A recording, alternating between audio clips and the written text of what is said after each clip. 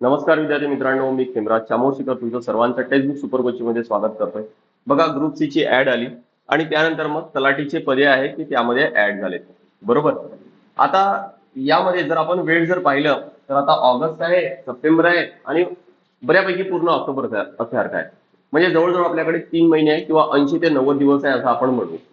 आता या 80 ते 90 दिवसामध्ये एवढा सर्व अभ्यास करायचा आहे. पूर्व परीक्षेमध्ये किती सब्जेक्ट आहेत माहिती आहे का तुम्हाला? तर पूर्व परीक्षेमध्ये टोटल आहेत 8 सब्जेक्ट. राईट. कोणकोणते आहेत? इतिहास आहे, भूगोल आहे, अर्थशास्त्र आहे, राज्यशास्त्र आहे, त्यानंतर सामान्य विज्ञान आहे, करंट अफेअर्स आहे, अंकगणित आहे, अंकगणित आणि बुद्धिमत्ता आहे. बरोबर. तर असे टोटल किती? तर 8 सब्जेक्ट आहेत. आता या 8ही विषयांचा अभ्यास करायचा आहे. राईट. लक्षात ठेवा की यामध्ये काय, तर आधी आपल्याला वाचन करावं लागेल. वाचन झाल्यानंतर मग याची रिव्हिजन पण करावी लागणार आहे. राईट. रिव्हिजन आणि प्रत्येकासाठी प्रत्येक विषयाला कमीत कमी तुम्हाला एक तर पुस्तक वाचावं लागेल, कमीत कमी म्हणतोय. नेक्स्ट, रिव्हिजन झाल्यानंतर यावरचे पीवायक्यू आहेत ते पण तुम्हाला 2 ते 3 वेळा सॉल्व्ह झाले पाहिजे. नेक्स्ट, यावरचे टेस्ट आहेत ते पण द्यायचे आहेत बरं का. टेस्ट आहेत ते पण द्यायचे आहेत. राईट. त्याचं पण अनालिसिस करायचं. हा सर्व झालं. लक्षात ठेवा, वाचन तुम्हाला कमीत कमी 2 ते 3 वेळा, मी 2 वेळा कन्सिडर करतोय. म्हणजे हे रिव्हिजन आणि वाचन कन्सिडर करून 2 ते 3 वेळा. पीवायक्यू तुम्हाला 2 ते 3 वेळा, तर मी 2च वेळा कन्सिडर करतो आणि काही तुम्हाला टेस्ट द्यायचे. हे सर्व तुम्हाला 3 महिन्यात करायचे. काही विद्यार्थी असे पण असतील जे ग्रुप सी ची तयारी आधीपासूनच करतायत. मग त्यांच्यासोबत आपल्याला जर कॉम्पिट करायचं आहे तर काय करावं लागेल? ऑब्वियस आहे की आपल्याला प्रायोरिटी डिसाईड करावं लागेल की सर्वात इम्पॉर्टंट आधी काय आहे ना तो आधी करा. तो अजिबात चुकायला नाही पाहिजे असा भाग कोणता आहे तो भाग समजून घेणं गरजेचं आहे. एनी हाऊ तो व्हायलाच पाहिजे. आपण जर म्हटलं की नाही मी सर्वच करतो तर होणार काय की सर्व तर होणार नाही एवढ्या कमी वेळामध्ये. आणि जो भाग ऍक्च्युली व्हायला पाहिजे, ज्याला जास्त महत्व आहे, ज्याला जास्त प्रायोरिटी आहे, तोच भाग राहून जाईल.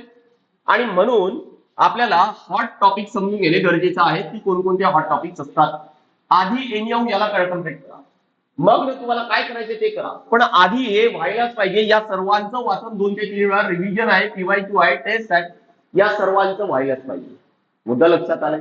तुम्हाला आपल्या या युट्यूब चॅनलवर सर्व सेशन मिळतील, सर्व विषयाचे मिळतील. मी आज तुमच्यासाठी सायन्सचा घेतोय. सायन्सचे असं नाही की उगाच मी काहीतरी तुम्हाला सांगणार आहे. मी तुम्हाला विथ मागच्या 5 ते 7 वर्षामध्ये त्या प्रत्येक घटकावर किती प्रश्न आले ना त्यांचा पण आकडा देतोय. बरं, एवढंच नाही, त्या टॉपिक मध्ये नेमके कोणकोणते सब टॉपिक्स अभ्यास करायचे, कोणते जास्त अभ्यास करायचे ते पण सांगतो. आले लक्षात? क्लिअर सर्वांना? चला, बाकी कोणते क्वेरीज आहेत ना या नंबरला कॉन्टॅक्ट करता येईल. इव्हन बॅच जरी जॉईन करायचं आहे, सिलेबस जरी तुमच्याकडे नाहीये, इतर कोणते डाऊट मला या नंबरला कॉन्टॅक्ट करा. व्हॉट्सअप चॅनल मी सुरू केलेला आहे, तो व्हॉट्सअप चॅनल जॉईन करायचा आहे, याच नंबरला कॉन्टॅक्ट करा. आणि इथं टेलिग्राम चॅनल आहे. व्हॉट्सअप चॅनल, टेलिग्राम चॅनल दोन्ही ठिकाणी रेग्युलर अपडेट आहे, नोटिफिकेशन आहे, करंट अफेअर्स आहे. म्हणजे परीक्षेसाठी अत्यंत उपयुक्त असा डेटा आहे. हा रेग्युलर रोज मी शेअर करत असतो. ठीक आहे. चला पुढे वळू आपण. सर्वात आधी आता सामान्य विज्ञान म्हटलं तर आपल्याला माहिती आहे की 3 भाग त्यामध्ये आहेत. जीवशास्त्र आहे, भौतिकशास्त्र आहे आणि रसायनशास्त्र आहे. बायोलॉजी आहे, फिजिक्स आहे, केमिस्ट्री आहे. आता जो जीवशास्त्र आहे, बायोलॉजी आहे, त्याला 2-3 गटामध्ये विभागता येतात. कोणते 3 घटक? एक आहे प्राणीशास्त्र म्हणजे झूलॉजी, वनस्पतीशास्त्र म्हणजे बॉटनी आणि त्यानंतर आरोग्यशास्त्र म्हणजे हायजीन म्हणजेच मानवी रोगांबद्दलचे प्रश्न. राईट. तर असं आहे. तर इथं जे 3 घटक आहेत जे बायोलॉजीचा अंडर येतात, जे जीवशास्त्राचा अंडर येतात, ते सर्वच मी इथं टाकलेलं आहे. राईट. आता यामध्ये मी तुम्हाला सर्व टॉपिक नाही सांगत आहे कारण ऑलरेडी सिलेबसचा एक व्हिडिओ घेतलाय मी. ऑलरेडी तो घेतलाय की नेमकं जीवशास्त्रावर तुम्हाला पूर्ण अभ्यास करायचा ना, काय काय अभ्यास करायचे, रसायनशास्त्रात काय काय अभ्यास करायचे, कोणकोणते टॉपिक अभ्यास करायचे, हे सर्व घेतले. तो ऑलरेडी व्हिडिओ आहे. पण आता इथं मी फक्त तुम्हाला हॉट टॉपिक सांगतोय. सर्वात जास्त आणि आयोगाचा फेवरेट टॉपिक आहे. आयोगाचा एमपीएससीची कोणतीही परीक्षा असेल, कोणतीही परीक्षा म्हणतोय मी, त्यामध्ये जर सामान्य विज्ञान आहे सिलेबस मध्ये तर सजीवांच्या वर्गीकरणावर प्रश्न असतात. किती असतात माहिती आहे? एकच नाही, कधी कधी 2, कधी कधी 3, कधी कधी 4 सुद्धा प्रश्न मी पाहिलेले आहेत एकाच पेपरमध्ये. सजीवांचे वर्गीकरण. आता सजीवांचे वर्गीकरण खूप मोठा टॉपिक आहे. हा खूप मोठा टॉपिक आणि खूप सारे एक्झाम्पल्स आहेत, खूप सारे उदाहरणं आहेत. सर्व तर पाठ होणार नाही, पण थोडं स्ट्रॅटेजिकला जाऊ. आणि सर्वात इम्पॉर्टंट यामध्ये पण प्राण्यांचा वर्गीकरणावर जास्त भर द्यायचा आहे. वनस्पतीचं वर्गीकरण आणि प्राण्याचं वर्गीकरण. वनस्पती वर्गीकरण सोपी आहे, लहान भाग आहे कंपॅरेटिव्हली प्राण्यांपेक्षा, तो पण नक्की करायचा आहे. त्याचे पण काही उदाहरणं विचारलेत, पण सर्वात जास्त कोणावर तर प्राण्यांवर. मुद्दा क्लिअर झालाय, याला स्टार मार्क करून ठेवा. हमखास प्रश्न येईल, लिहून घ्या, गॅरंटी आहे माझी. नेक्स्ट आहे की वनस्पतीशास्त्र, हमखास प्रश्न येईल, लिहून घ्या. कारण काय माहित आहे, जीवशास्त्र म्हणजे बायोलॉजी, जीवशास्त्र म्हणजे बायोलॉजी आयोगाने असा सिलेबस मध्ये लिहिलेला नाहीये. आयोगाने सिलेबस मध्ये लिहिलेला आहे वनस्पतीशास्त्र, वनस्पतीशास्त्र, त्यानंतर प्राणीशास्त्र, प्राणीशास्त्र, आणि त्यानंतर मग आरोग्यशास्त्र. आता आयोगाने सिलेबस मध्ये असं लिहिलंय, तर या सर्वांवर प्रश्न येणारच की नाही रे. हा घटक फार मोठा आहे, कारण त्यामध्ये मानव पण येतात आणि मानवाचा डिटेल अभ्यास करायचा आहे. पण हे घटक लहान आहेत, त्यामुळे हमखास सिलेबस मध्ये तसे नाव आहे, तर हमखास प्रश्न येईल, नक्की करून ठेवा. बघा इथं वनस्पतीशास्त्र आणि हायजीन म्हणजे आरोग्यशास्त्र. एक हा कुठं गेलं, यस. सो वनस्पतीशास्त्र आणि हायजीन म्हणजे काय, तर आरोग्यशास्त्र. बरोबर, मुद्दा क्लिअर झालाय. तर यावर तर हमखास प्रश्न येणार आहे. बघा आरोग्यशास्त्रावर पण प्रश्न आहे.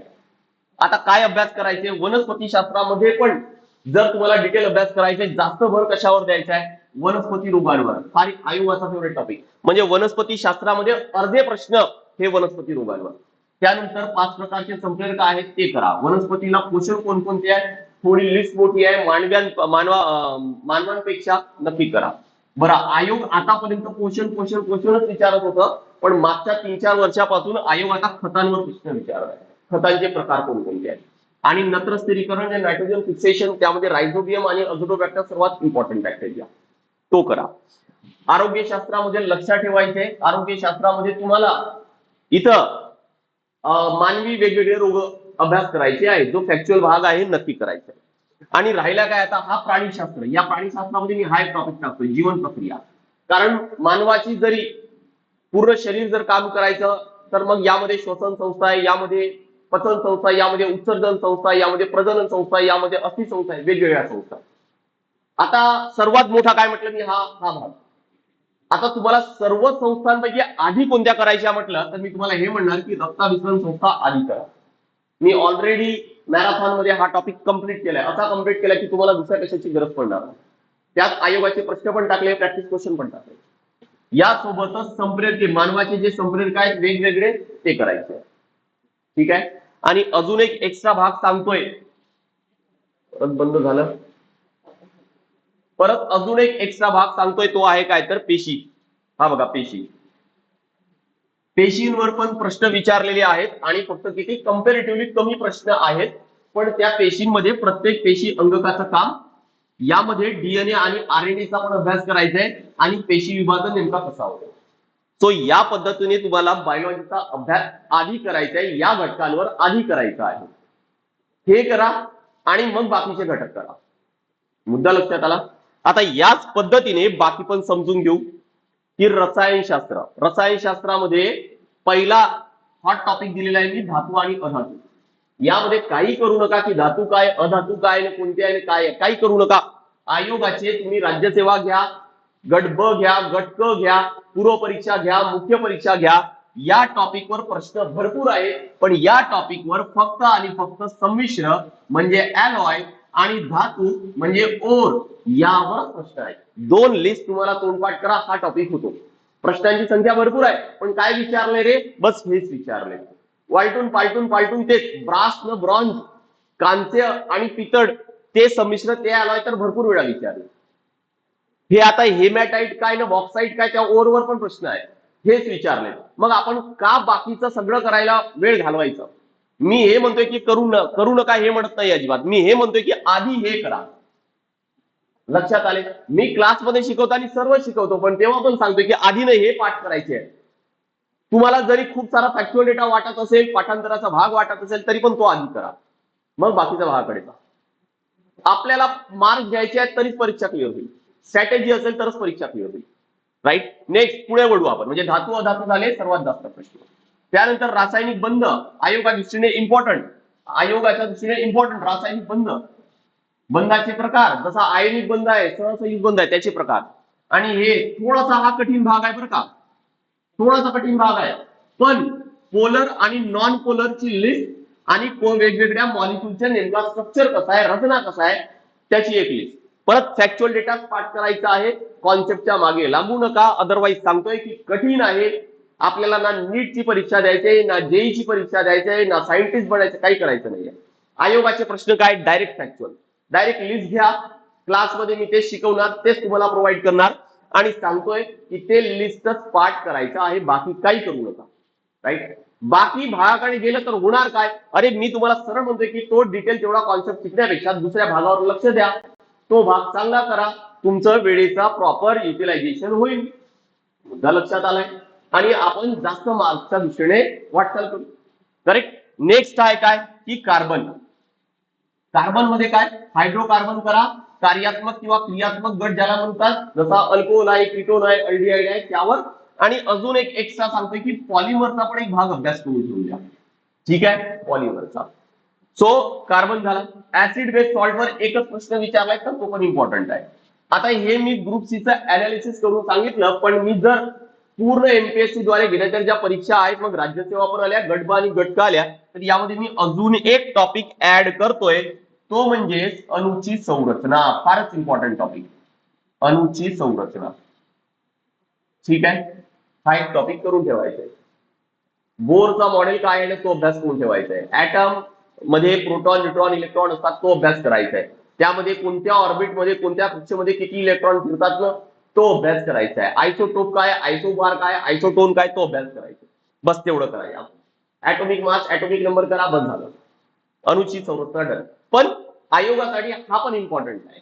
आता ग्रुप सी चं अनालिसिस केलं तर मला यावर तेवढे प्रश्न नाही पाहायला मिळाले, पण मी जर राज्यसेवा वगैरे सर्व जर कन्सिडर करतोय, गट ब वगैरे, तर मग आहे इम्पॉर्टंट. मुद्दा लक्षात आला. तर हे टॉपिक रसायनशास्त्रासाठी. आणि फायनली मग आहे कोणते, तर भौतिकशास्त्र म्हणजे फिजिक्स. फिजिक्स मध्ये स्टार मार्क करा 2 टॉपिक, ध्वनी आणि प्रकाश. ध्वनी बघा 4, प्रकाश किती 4, 2 टॉपिक ध्वनी आणि प्रकाश 4. आता ध्वनीमध्ये लक्षात ठेवायचे की सर्वात आधी तरंग काय आहे, तरंगाचे प्रकार कोणते आहेत, तो अभ्यास करा. त्यानंतर ध्वनीचे प्रकार. ध्वनीचे प्रकार म्हणजेच काय की 20 पासून 20,000 हर्ट्झ पर्यंतचाच आवाज मानव ऐकू शकतो, त्याला आपण ऑडिबल किंवा श्राव्य ध्वनी म्हणतो. त्यापेक्षा कमी असेल इन्फ्रासाऊंड, त्यापेक्षा जास्त असेल अल्ट्रासाऊंड. तर हे प्रकार करायचे. त्यानंतर ध्वनीचे गुणधर्म, जसा पीच आहे किंवा ज्याला आपण अँप्लिट्यूड म्हणतो किंवा मोठेपणा, आयाम म्हणतो ना, की आवाज किती मोठा आहे, किती लहान आहे, तर तो गुणधर्म आहे. तर हा ध्वनीच्या टॉपिक मध्ये अभ्यास करायचा. प्रकाश सर्वात मोठा टॉपिक, फिजिक्स मधील सर्वात मोठा टॉपिक, कारण इथं 3 घटक आहे. प्रकाशाचे गुणधर्म आहे, आरसा आहे आणि भिंग आहे. मग ग्रुप सी च्या गट क च्या दृष्टीने इम्पॉर्टंट काय, आरसा करा चांगला, आरशावरचे प्रश्न विचारला. भिंग जर केला तर तुम्हाला मानवी डोळा समजायला सोपं जाईल आणि मानवी डोळ्यावर जास्त प्रश्न. ठीक आहे, पण या सोबतच जर मी परत पूर्ण एमपीएससी जर कन्सिडर केलं तर मी तुम्हाला हे म्हणणार की प्रकाशामध्ये 3 घटक सांगितले, प्रकाशाचे गुणधर्म, आरसा आणि भिंग. सर्वात जास्त प्रश्न प्रकाशाचे गुणधर्म. करायला तर पाहिजे, नक्की करा, पण हे आधी करा मग तो करा. करेक्ट. नेक्स्ट पुढे जर वळलं, आता हा किरणोत्सारीचा, हा लक्षात ठेवा की हा रसायनशास्त्राचा भाग आहे, इथं चुकून आला. रसायनशास्त्राचा भाग आहे, इथं चुकून आला. रसायनशास्त्रामध्ये मी तुम्हाला काही टॉपिक सांगितलेले होते बघा. इथं हे धातू अधातू, रासायनिक बंध, कार्बन आहे, त्यानंतर आम्ल, आम्लारी आणि क्षार आहे, आणि अजून एक अणूची संरचना सांगितलं होतं. हा एक टॉपिक नक्की करा, किरणोत्सारीता, कारण त्यावर पण 3 प्रश्न आहेत. आणि यामध्ये सर्वात जास्त इम्पॉर्टंट काय, किरणोत्सारीता म्हणजेच काय की काही अणू असे असतात की ज्यातून कालांतराने थोड्या काही वेळाने तिथून अल्फा बीटा नावाचे कण बाहेर निघतात आणि गॅमा नावाचं किरण बाहेर निघतो, कारण ते अनस्टेबल असतात, अस्थिर असतात, ते स्थिर होण्यासाठी बाहेर निघतात. मग अल्फा म्हणजे नेमका काय आहे, कसा आहे, बीटा म्हणजे नेमकं काय आहे, कसा आहे, तसंच गॅमा काय आहे, या सर्वांची डिटेल माहिती, याचा एक टेबल तयार करायचा आहे आणि तो अभ्यास करायचा आहे. डिटेल टेबल तयार करा, अभ्यास करा. एमपीएससी ने विचारलेले जेवढेही प्रश्न आहे किरणोत्सारीतावरचे 70 ते 80% प्रश्न या टेबलवरचे, 70 ते 80. लक्षात आले किती इम्पॉर्टंट आहे. बरं, गटक मध्ये पण इम्पॉर्टंट आहे, त्यावर पण प्रश्न विचारले. राईट. नेक्स्ट वळतोय मी, इलेक्ट्रिसिटी, विद्युत धारा. 3 प्रश्न विचारले. ह्या टॉपिक सर्वात जास्त इम्पॉर्टंट आहे न्यूमरिकल साठी. न्यूमरिकल मध्ये तुम्हाला सांगतोय की ओहम्स लॉ चांगला करायचा आहे. सिरीज आणि पॅरलल, ज्याला एकसर जोडणी आणि समांतर जोडणी, एकसर जोडणी आणि समांतर जोडणी, आणि न्यूमरिकल साठी आयोगाने गटक मध्ये जे विचारलंय तो म्हणजे ना बिल कॅल्क्युलेट करण्यासाठी. तर तो एक लक्षात ठेवा की बिल, की एवढा युनिटचा रेट आहे, एक बल्ब दिले किंवा फॅन दिले, तो एवढा तास रोज वापरला जातो, या महिन्याचा किंवा त्या महिन्याचा किंवा 30 दिवसाचा 25 दिवसाचा बिल किती येणार, हा असे प्रश्न असे न्यूमरिकल आयोगाने विचारले, इव्हन गटक मध्ये पण विचारले. सो हा इम्पॉर्टंट आहे. आले लक्षात. आणि उष्णतेवर एकच प्रश्न विचारलं तर तो आपण म्हणू की ठीक आहे की हॉट टॉपिक आहे, पण बेसिक तेवढं उष्णतेवर क्लिअर करून ठेवा. आय होप की तुम्हाला हे लक्षात आलं असेल की आपल्याला एवढ्या कमी वेळामध्ये अभ्यास करायचा आहे. जे विद्यार्थी वर्षभर अभ्यास करतायत त्यांसोबत जर आपल्याला कॉम्पिट करायचं आहे तर आपल्याला प्रायोरिटी डिसाईड करावं लागेल.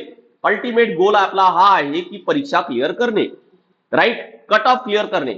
उद्देश जर तुम्ही ठेवला की नाही मला 100 पैकी 100च मिळायला पाहिजे, तर अभ्यास होणार नाही. कारण सिलेबस पाहिला तर खरंच मोठा आहे, पण यामध्ये स्ट्रॅटेजी जर ठेवली तर परीक्षा क्लिअर होतो.